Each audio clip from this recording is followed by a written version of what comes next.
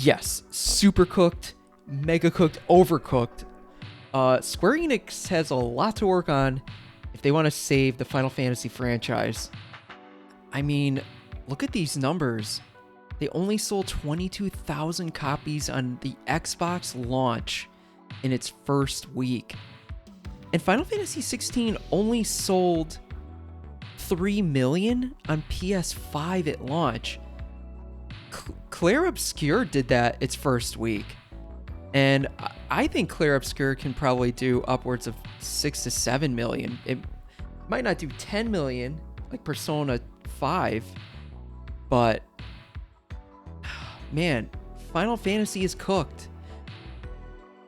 The problem is, and let me just take a second. I want to go back to the sales numbers. Final Fantasy 16 sales fell short of expectation. Final Fantasy 7 Rebirth fell short of expectation. So Square Enix made a terrible a horrible miscalculation.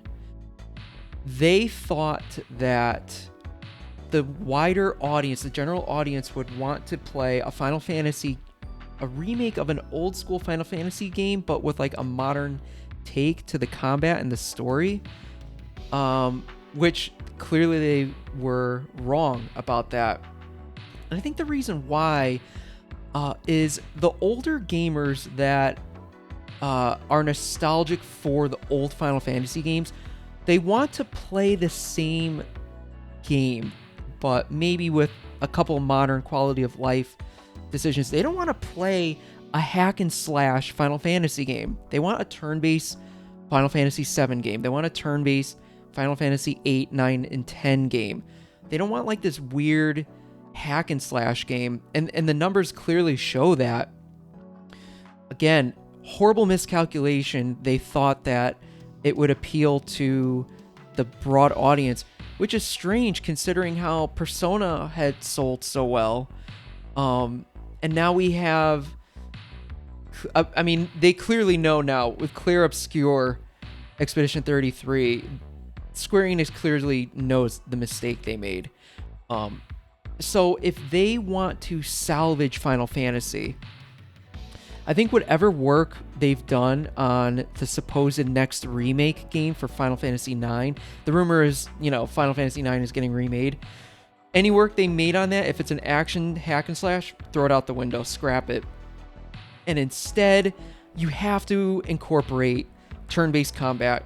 You got to bring some of those classic elements back into that game.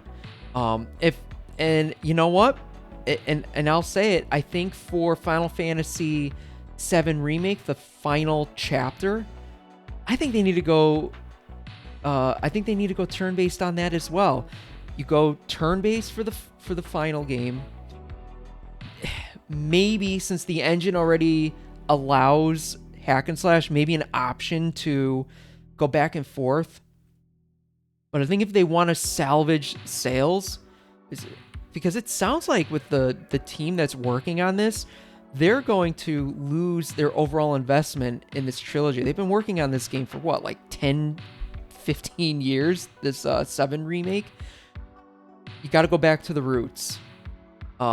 Because I grew up with games like my favorite RPG games growing up were Super Mario RPG and Legend of Dragoon.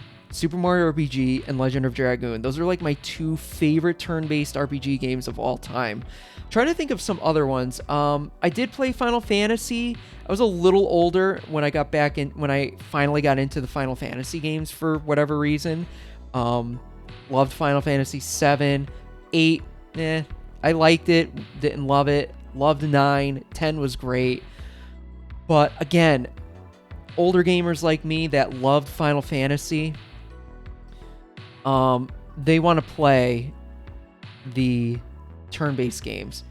And I think the younger generation that don't have that nostalgic tie to the name Final Fantasy, they're not going to go back and they're not going to play a new twist on an old boomer game.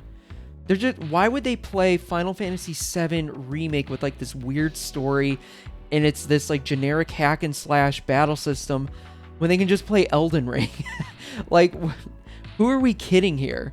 But I'm just being an armchair analyst. I'm sure Square Enix clearly knows the error they made, and I think to salvage this right now, they have to go back to turn-based, and they have to just cut their losses and just start working on the turn-based elements.